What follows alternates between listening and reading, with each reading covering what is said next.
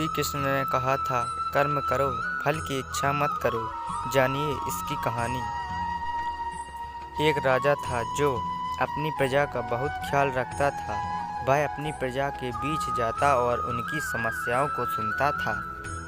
वह कोशिश करता था कि उनकी समस्याओं को दूर कर सके। उनकी कर्तव्य निष्ठा के चर्चे दूर दूर तक फैले हुए थे।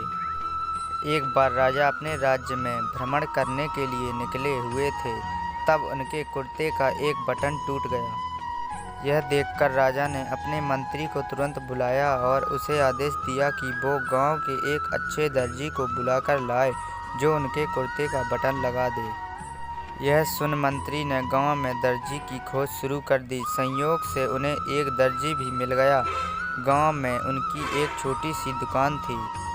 उस दर्जी को जल्दी ही राजा के पास लाया गया। उस दर्जी से राजा ने कहा, क्या वो उसके कुर्ते का बटन सिल सकता है? दर्जी ने कहा, हाँ, कि यह तो बड़ा ही आसान काम है। दर्जी ने अपने थैले से धागा निकाला और कुर्ते का बटन लगा दिया। राजा बेहद खुश हुआ और उससे पूछा कि वो उन्हें कितने पैसे दे।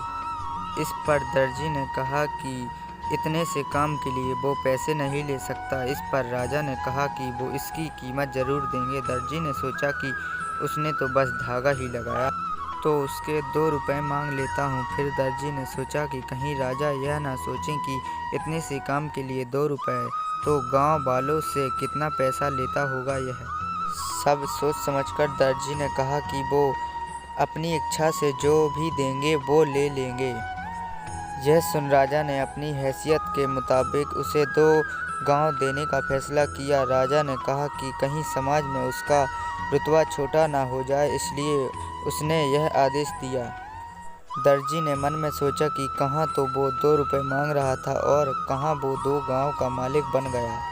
इस कहानी से हमें यह सीख मिलती है कि हम सभी अपनी क्षमता के अनुसार सोचते हैं, लेकिन भगवान हमें अपने हिसाब से सब कुछ देते हैं।